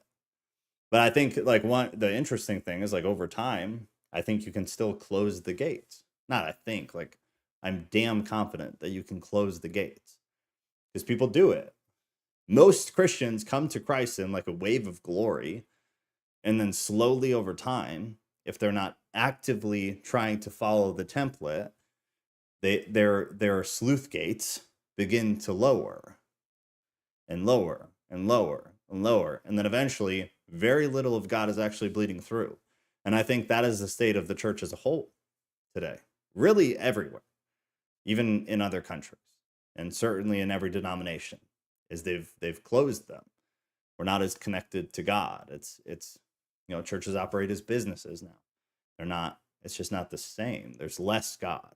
It's more business, more money, less God. More status, more security, less God. More celebrity, less God. More motivation, I would agree with that. Less scripture. Like it's all of this just watering down and just less God, which goes to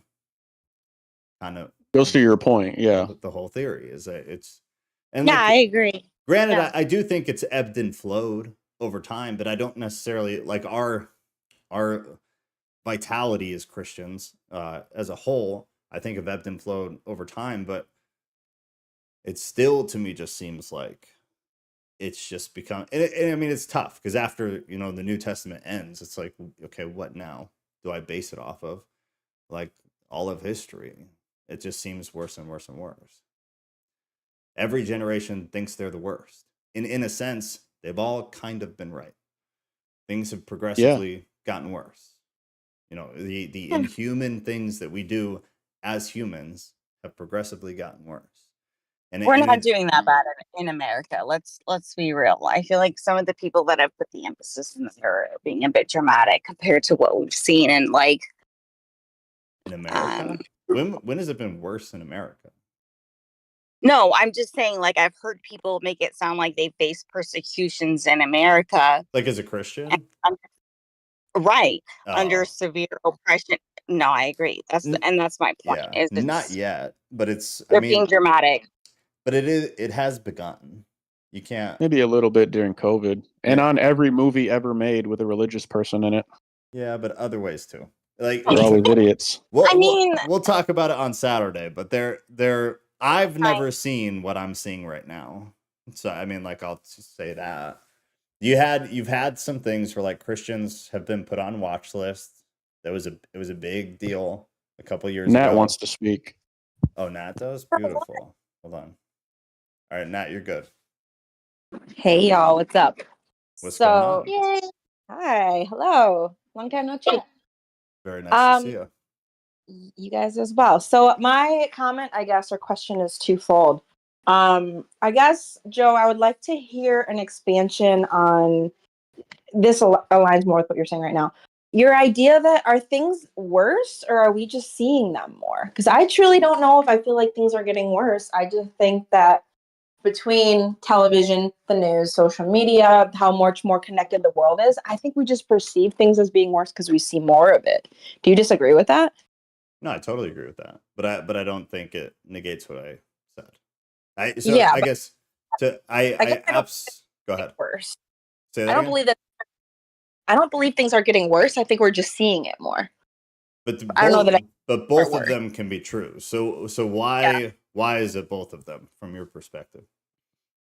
Again, I mean, I don't know that I feel that it's both. I feel that people have always been the same. We just perceive it more. You know, I guess it evens out, right? Like, for example, you said when was America or the United States ever worse than it is now? Well, what I guess I'd rather have less people claiming to be Christian and actually acting in a Christian way than more people claiming to be Christians and then beating their wives behind closed doors, or, you know, priests essaying kids behind closed doors. Like, I'd rather have less people openly, outwardly claiming to be holy than just everybody's like, yeah, Christianity is what everybody does, and the church makes me do it, and my government makes me do it, but then they're like crappy people. So I think it's evened out over time. But do you think that's the reality right now? So like, I think we can agree that the numbers of people in churches have diminished. But it sounds like you're saying that the people who are left are good Christians. I would fucking totally disagree with that. I think that Can you specify? Yeah, I'm sorry. Can you specify, Francesca, in terms of like what's actually gotten worse? Like, are you talking about Christian persecution? Are you talking about? I just think people in general. I think just people have always just. I mean, it depends on, I guess, what you want to talk about. Yeah, just people in general. I think that there were more people claiming to be Christian doing really awful things. I think Joe, to answer your question, I think that the spread has been the same. I don't really think it's changed very much. Maybe in terms of percentages, I think we're just more open about it. And maybe even people see things that used to be really bad as not bad anymore, but they're still doing it regardless of how they judge it. But I guess I don't know. To go back though, just to kind of clarify, do you think that because I guess I see it as like the ratio has stayed the same, which makes it worse. So like 50 years ago, you had a lot of Christians and you had a lot of bad Christians. And now today, I think you have way fewer Christians, but to ratio per capita, you have just as many shit Christians. If not, I'd say more. Because I think Christianity has progressively gotten worse. I think like for people who have, you know, gone to a church for a long, which I know isn't you. I think you guys started a new church within the past handful of years, but people who have always like gone to the same churches, the same handful of churches their whole life, they have a very sheltered kind of view of what church is. And again, that's not you, but a lot of people kind of see it that way. So they're like, okay, well, my church is mostly good. But I still think if you were to take the top 10 churches in the country, like of non-denominational, decent biblical ideologies and theologies, and you were to actually like sit those churches down and run a not a poll, but like do a study and follow them, so you actually see their behavior. Right. I'd say it's still way more than 50% that are lukewarm at best. Yeah. I guess just my point is that I think if you took a percentage, like you said, like let's say 50% of people are good and 50% of people are bad. I don't think it's become 75. Sorry, are we talking globally or nationally? Sorry, I just want to specify. Yeah, I think just human beings. I think we're all pretty much. Oh, and I Sorry. think it evens out, right? Because I think you have very peaceful places, and I think you have very inherently violent places. But I mean, I think we can only really look at humanity, I guess, Earth as a whole, because I think it varies so much country to country, city to city, even. But I think, let's say it was 50-50, you know, hundreds of years ago. I still think it is. I don't think that there's been a shift of people are more evil, people are worse over time. I think it's just more of we're more capable of perceiving it and we're more open I to the bad agree. stuff. So Yeah. I don't know. I think people are like, oh, 50 years ago, life was so good. I mean, I think this is probably a very unpopular opinion. I think there's no better time but the present. And I hate to say that. And I have, you know, that I more than anyone have a lot of issues with, especially people my age and how they act. But I mean, I don't know. I would never wish to live in any time in the past, honestly. I Like think morality wise, do you think we live in the most moral time there's ever been? um Because that, to me, like that's in or Yeah. out of religion, like that's godliness, is morality, it's goodness. How Yeah. old are you? Now I'm curious. So I turned 30 actually in a couple of months. Oh, you're way younger than me. Okay. I'm a youngin', I know. And I feel like a lot of Oh, no. people, especially my age, honestly, are very I don't know if we talked about this. We might have talked about this in an old podcast, but how do you have nostalgia for something you've never experienced? I Yeah. think a lot of people my age have nostalgia for a time before social media or before, you know, I don't know, the world went to shit in their opinion, whatever. But then you kind of Right. balance it out with the fact that like people like you and me, Rodriguez, we have more rights and we have modern medicine and we have like, I I don't mean, know. sweetheart, I think I'm in my 40s, so I don't. I hand wrote my papers in right. cursive, which apparently is expired these days. Right. And I think people are like, Um, I would love to go back to those times, but I think the things that yeah. they kind of romanticize are so minimal. But in reality, I don't know. I believe that it's hard to say I would rather like live in another time or I think another time was better. I Do think you have kids? the world is kind of getting better, question mark, which I know sounds crazy, especially based on a lot of the things that I do believe in and that we talk about. But I can't pinpoint a specific decade or year or time that I would say, oh, that would have been a better time to live, or we were living in a more moral world than we are right now. But that's, I don't know if that's quite fair, because I mean, even regardless of morality, most people would not want to live in a different time because technological advancements, medical advancements, but none of Mhm. those things, our comfortability as humans on Are you Earth kidding me? has nothing to do with morality. And like the No, conversation is kind of like it's morality. So Mhm. I wouldn't want to live Mm. without cars and without I guess a no phone is and shit. what are No. those things trying to accomplish though? What's that? And I guess it depends. I think maybe it's gone a little bit further from the original intent, but I think those For things sure. I think those things were created to advance us, to make us more comfortable, to make us more able to do more and to learn more and to travel more and to just expand our ability as human beings. I think, regardless of how far it went, I think all of those inventions and all of those things were with the intent to improve the human race. Sure, but And that's that's what's still, it has animals. but Enable. it has nothing to do with morality still. I agree with you, but it has nothing to do with people being moral. Well, I think the moral part is that those things It. were created to make life better for people. To make people, and it goes back to morality, right? Like it's more, I think it's a moral thing to say, oh, people are dying at 50, we want them to die at 100. I think that's a moral thing. People are, you know, But not able to feed their kids because they can't walk to the grocery store. Well, here's a car. Like I think that in general, the want to propel human beings further and further and more advanced, I think is a moral pursuit, in my personal opinion. Really? I do. if we just take a look Interesting. at pornography, who's Yeah. Ghost? Are you here? Are you still alive? Because we're the only old people I'm on alive. here. Okay, good. Because back in the day, like let's just say topics of like pornography, which has destroyed, you Mhm. know, I believe morality. Like back in the day, it wasn't that simple. It wasn't that accessible. You know, you had to go behind the embarrassing curtain over at Blockbuster. Yeah. Mhm. Did you get Well, Blockbuster? Yeah. yes, That's why I yeah. said Okay, okay. technology Not that old. homogenizes sin. I remember going to Blockbuster. No, it's okay. I'm like on the help me cusp out of- here.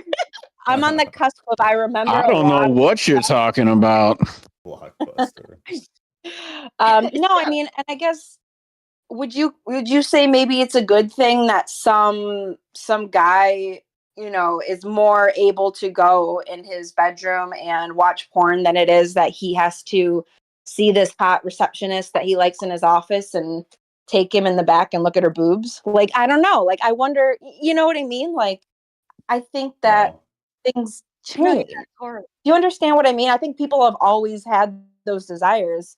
And I think, don't get me wrong, I think it's very wrong, the access and the availability of pornography and how normalized it is in our society. But I also feel like it's kind of one of those things where like people are going to seek it out regardless. And Yeah, but is that the But don't you irony, think there's like free? And then, you know, I get that part of it too. the problem with the porn thing is that sexual violence and crime have not decreased at all. So Right, that's like, 'cause right. you hear that a lot is like, oh, well, rather than the men, you know, preying on the women at their job or touching kids or whatever, like, I still bullshit because people should just do none of it. But Yeah, to play into the argument, it's done nothing to sexual crimes and sexual abuse. Right. Zero. So Right. so per like totals, it's still just bad. It's so Yeah. like at the end of the day for me is is this like accurate assessment, like in terms of like the ratio, well just or is it like crime statistics. Right. So which is Okay. twofold because reporting was not as good and certain Right. things weren't addressed as sexual crimes that today are. So there is nuance, but if you were to ratio, even if you give if you give a little, I still don't think it's worth the trade-off. Right. Statistically, it doesn't seem to be worth the trade-off. They've done things with, you know, the big thing right now is that child S offenders, there's a Mhm. big talk Yeah. there's a big talk about giving them child S dolls and giving Oh. them child AI porn. So that Mhm. oh well Absolutely. this will stop them from doing it. This will, yeah, okay, well statistics Mhm. shows no it won't. They'll still it- the it- people who are it- bold enough to go out and do it are still going to go out and do it. It's going to do absolutely Yeah. nothing to mitigate the risk. So for me the big picture of all of this is that you have to see, one is that it's difficult because like I said, I think most people would not want to live in a different time because we enjoy the comfortabilities of having AC and having a car. So it's a really hard conversation to have. But beyond that, if you aggregate all of the good things like cars and like medical and all of these things, one, I don't think they're at all moral things. I think for the most part, they're done for it's capitalism. These pharmaceutical companies could give a fuck about you. Fuck capitalism. They could give I hate capitalism is the best thing ever, but regardless, it's No, pharmaceutical hate it, but go companies ahead. could give an absolute fuck No, about you. fuck- They don't give a fuck shit if you die. They don't give a Go shit ahead. if you die. They don't give a shit if you die. Fuck They it. don't give a shit about any of Hate it. it. Okay, Hate are you good? Yes, I'm good. Sorry. Okay. They don't care if you die. Car companies don't give a fuck if you're able to go to the grocery store. They make money. All of these things are so they make money. I don't think the vast majority of CEOs of Fortune 500 companies are like, oh, it's for the good of the people. That's a fucking fairy tale. They don't give a shit. It's about money. There might be, I get that. I think there's a lot of good people who are moral and they might be a part of the company. Like, oh, I want to, this nonprofit, whatever. There are good people, but I think it'd be a super stretch to say that like large companies and medical industries and car manufacturers are like, it's for a moral reason. I think it's a huge stretch. I think maybe the original intent may have been, Maybe, but yeah. I agree that Yeah. it's come too far. But I guess my point though is that do you really think people have gotten worse though? I think people are still the same. I think people have been the same. Okay, so good. Yeah, let's go back That's there. what we're coming back to, right? Yeah. let's go So I back got. No, I mean it was But all I good. think people are the same. I think the same ratio of bad people and good people are people doing things behind closed doors versus on a Instagram live. I think it's all the same. Truly. Do you think, so as one example, do you think what people are doing that is considered to be sexually depraved is on the same level and does the same damage as that which would have been considered depraved during the time of the New Testament? See, I think people are all still doing the same things that they've always been done. It's just how it's categorized, whether it's considered to be bad or not bad, whether it's considered to be sexually moral or not sexually moral. I think people's brains have always been wired the same, and they've always been doing what they wanted to do.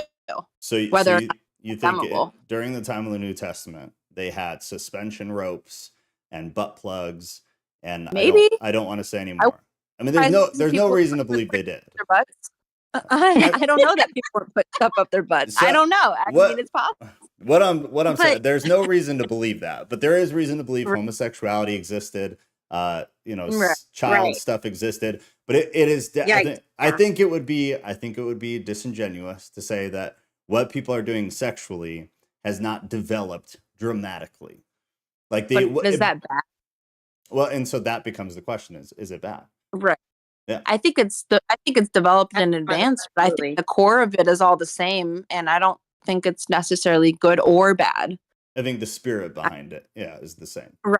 But And that's what we talked about. Is BDSM good or bad? Or, Yeah. is it bad in the context of marriage or little things like that? For sure. So then, that would be the question. So would you say that if you took 1,000 people randomly Mhm. from that time, you're saying that if you took 1,000 people randomly from that time and then from this time, the ratio of good to evil you think would be roughly within margin of being the same? I would say yes. So Since when? so take 1,000 from now, take 1,000 from 500 years ago, take 1,000 from the New Testament, and 1,000 from Israel. It's like you said, Joe. I think since the fall, I think since original sin, and since we were given the free will to do whatever we wanted and knew about everything there was to know, I think ever since Abraham's time, whatever you want to look at, I think the ratio's been all the same. You don't think easier access has had a role to play Well, in any of People this? are I'm just maybe curious. acting it out potentially more or more capable of it, but I But think then that contradict. we're looking at sexual immorality versus violence versus hate versus how do you want to, I guess things maybe have shifted where if you look at things now being racist and homophobic and sexist and stuff to nowadays are considered really, really bad, but being sexually deviant is considered free. Back however long ago, it was the opposite, where you could be sexist and racist and whatever, and that was just how it was, and those people were just worse than me. But Stay I don't know if Christian, you want though. if you were Stay homosexual. Christian. So Christian Right. perspective, because we're not secular people, so we got to approach it from a Christian perspective. Right. I course. think Rodriguez, like, that's a good point. And that's maybe like what I was trying to get across earlier. Is like, due to advancements, this one person now, me sitting at this computer, I can do more damage to humanity and Right. to more people than anybody ever could have during the New Testament. So that it's part of the argument is like the amount of damage that can be done, which is, it equates to the amount of evil that is actively filling the world. I don't know how you could argue there's not more of it. Like, I can scam 1 million people out of their money, all of their money, which would completely shatter their entire lives, from the comfortability of my home. Politicians are fucking over more people than they ever have been able to through illegal stock trading, through lobbying, through things that didn't exist back then. So so maybe twofold. I agree with Nat that, like, I don't think people have become any more evil, but I think people have begun to do more evil, and now there's more people. And now for every 100 people, I do think because of access and because of rewarding evil, I do think it's flipped over 50%. But I still think there's a lot of really good people. Most of the people I engage with in my life, like day to day, are decent people. I believe that you believe that, Joe. I disagree, but I believe that you believe that. Well, and I think it depends on how many people you're around too, potentially. Right, Maybe exactly. For sure. bubble your perception, of course. I don't really know any really bad people, and I'm very, very blessed That you and think fortunate, of, probably but sheltered because of that. But I know they exist. Right. Because if you do the math, I think it's like 10% of men have actually participated in some form of human sex trafficking. Knowing, So unknowingly, that. right? Or supposedly. And then I guess we can move forward into this, but I think the other point, Joe, if I could I wanted to make was that I guess I want to know your opinion in terms of, like you said, good and evil, right? And, has God abandoned us and people doing bad or good or whatever? I think things that are considered morally apprehensible or just evil in general are go into two categories, which is either a decision or the limits of our biology, the limits of the body that we have. I think that those are the only two things that we look at to say that God abandoned us. So like you said, a little kid dies of cancer. Is that good or that's evil? Why would God let that happen? Or why would God let a natural catastrophe happen? Well, I guess, and this is going to be a very controversial opinion, and I don't know how I feel on it, but just to get your idea, I'm curious, like, who's to say that that's worse? That some kid that I don't know, let's just say, dies of cancer. Who's to say, who's going to tell me, well, that's worse than my husband dying when he's 30? Who's to say that that's worse than my grandfather who's 90 dying of old age? Like, I think the limits of our body, I think we have limits of biology, and I think it's odd to say that God's abandoned us by allowing our biology to happen, essentially. And people die in a lot of ways. Everybody's going to die. And so I think that it's odd to look at it as God doing something or not doing something. And then beyond that, I think it's just decisions that people make. I think bad people make bad decisions, or ignorant people make ignorant decisions without knowing the impact of people. And I think that good and like evil can only be divided into those two categories.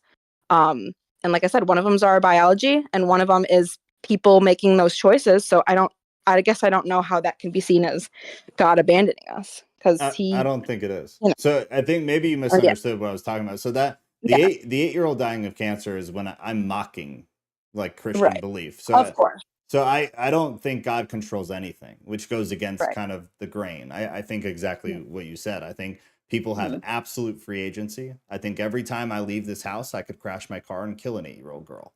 I don't think God had anything to do with it. I think it had to do with me not fucking paying attention or looking at my phone or whatever it might be. I think the whole point of me bringing that up is like that. I think the belief that God has anything to do with an 8-year-old dying makes no sense.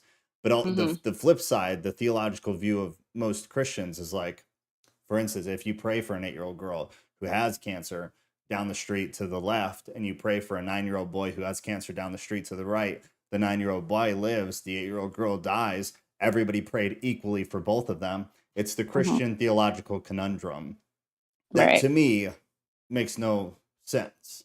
There's a lot of biological factors. There's genetic factors. There's a lot of factors, but I don't, which takes you back to the prayer thing. But I don't think God's engaged in the world at all, which is kind of the whole thing behind everything for tonight. I don't think he's involved at all. I think the only involvement God has whatsoever is through people who are Christian, and not people who go to Hillsong Church, but like actual people who are engaging with God to the best of their ability in the most genuine of possible ways, who really believe that that is a thing. Yeah. And I think those people move the world, and I think they are doing everything with and I think with the I think with that the movement of God. And that kind of answers Rodriguez's question, at least a little bit, in my opinion, of like, why do we pray? I think us praying is just a conversation and a relationship with God. I don't think praying does anything. I don't think we accomplish anything by praying. I don't think anything's going to happen or not happen just because we pray. Point? To have a conversation with God and to have a relationship with God. I think we should pray to him when things are really, really good and say, thank you for allowing the world to be the way that it is for this to happen. But if you don't think that he's involved, then what would be the point in thanking him? I don't think that my prayer is going to make anything happen, I guess is more what I'm saying. I think that I don't think if I pray for something, it's more or less likely to happen. I don't think if 2 people versus 200 people pray for something, it's more or less likely to happen. Maybe I think it's just more. I think prayer, at least for me, is more of a form of communication. That's fair. And I think it's more productive, in my personal opinion. This is just me. I find it more productive to be grateful for things that have happened than to ask for things that will happen. because I don't, and I know, right? Crazy. I know that's No, I that's love a, it. I love it. That No, wasn't no, a no. bad move. Whatever. Yeah, I'm not like that. but I don't know. I don't think truly that me praying for something, because again, that would almost be messing with other people's free will. Like, please God, let me get this job. Please God, let me Sometimes. get this job. And then somebody else doesn't get it, and they've been praying to get the job. And then Boom. so how is it fair? You know, it's like, I don't think anything will happen because I pray for it, because that'll be a whole butterfly effect. Okay, so I think it's more Go ahead. likely to, I think it's better to just have a relationship with God, pray when things are good, pray when things are bad, have a relationship like you would with a friend or with a parent or with a family member.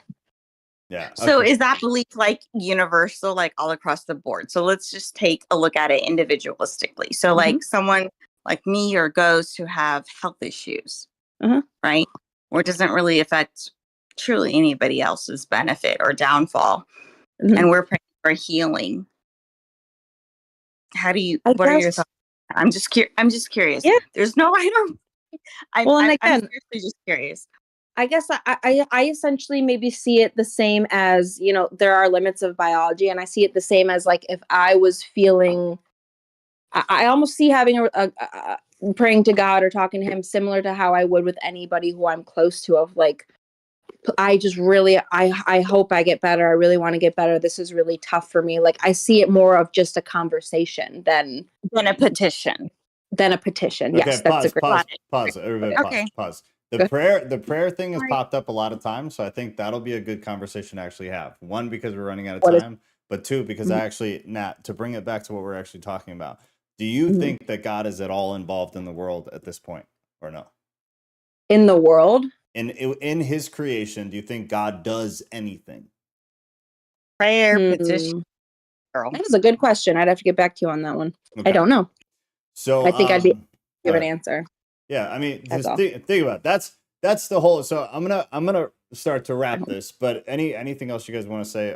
We'll do like another minute here in a second. But the prayer thing, I think, would you guys like to do that next Thursday, or do you want me to run a poll? I mean, it sounds like Oh. Francesca and Joe have similar views, and Yeah, for but some I freaking disagree reason, with her. I disagree with her. okay. Well, the So- planets align where You and Ghost. Rodriguez and Ghost, yeah, fucking align. I agree with a lot of what Nat's saying. I take it back. I don't disagree with her, but I think to say what she's saying has a lot of implications with the Bible that are really hard to reconcile. But I don't necessarily disagree with her. I think that's why I think it'd be a really good conversation. I just it was like 2 days ago or something. I posted a short on Instagram asking about prayer because it was the verse of the day in the Bible app. I missed it. So it's like fresh. But I think there's so much about prayer in the Bible and how meaningful it is and how valid it is and all of that. So I think, and I definitely lean more towards Nat than you guys. But when then I put my Bible cap on, I'm like, oh shit, that's a lot I have to try to reconcile. And it's not simple and it's not easy. But for me, it goes kind of to You're my whole talking about theory. a New Testament or I'm talking about all of the Bible. all of it? Got it. All of it collectively. But for me, it still stems out to the whole topic tonight, which is God's uninvolvement. But it's okay. So prayer. I'll put out a poll. I'll put prayer on it. So if you guys want to just straight talk about prayer, we'd pull. I'll pull every verse about prayer in the entire Bible, That would be fair. and we can kind of run through it. Nat, will you be here next week? Next Thursday, yes, I should be. Yep. Okay. We have a busy weekend, but then next week will be slow. So yeah, absolutely. Okay, cool. Then I'll do the poll in case you guys decide against it, but I think it'd be good. I think the prayer talk would be pretty interesting. And I'll bring a bunch of stuff to it. If you guys want to bring anything to it, we can do that. But do any of you have any final words? We're on 2 hours. I gotta go to sleep. No, sorry for derailing, but I had a lot of thoughts. I couldn't figure out how to type into the the chat and make sense. So Nope. thanks Glad for you came. Glad you came. That was good stuff. Yeah. Rodriguez Ghost, Burning Desires. Do you have I mean, any? not at the last minute, no. Sorry. You're good. I just said no. No. Rodriguez. I could go on for hours, but no. Oh, I know. I believe you. I totally believe you. Joe, do you have any previous live streams or any other YouTube videos that kind of touch on it? I'm just curious. On like the general theory. On prayer, yeah. Oh, on God's prayer? Yeah, I'm sure there are. Maybe just try to search like my username and then prayer. I know I've done a few for sure. Son of a bitch. Okay. I'm sure I had. If YouTube will even show them to you, I don't know if I remember when All I right. when I go lay I'll down, look, I'll try to find some too. I No, it's know all I right. have. Just leave. I know I have. But prayer, honestly, okay. to be transparent, prayer is one of the things that I don't understand probably more than anything else. Same. I'm so totally on that boat with you. it's weird because Same I here. feel like I don't know that I've I experienced like- miracles, but Yeah. yeah, go ahead. it's tough. It's one of the things that, like, based on your real life experience, is hard to reconcile. Then listening to other people talk about it, it's hard to reconcile. Then reading the Bible, it's hard to reconcile. Then if you go to For sure. just theology, just theological general beliefs, it's very hard to reconcile and make sense. So then to put it all together is like, it's very difficult, which is why I think it'll be a great conversation. So, Mhm. all right, that is Yeah. that is it. I am going to sleep. I love you all. Sorry about last week, but we should be back to normal now. Kat is installing the rest of our floors as we speak. Cat's the best for you. Badass. Yeah, she is. Badass. All right, y'all. I'm out. Everybody have a good Bye. night. Love All right, y'all. you too. Bye.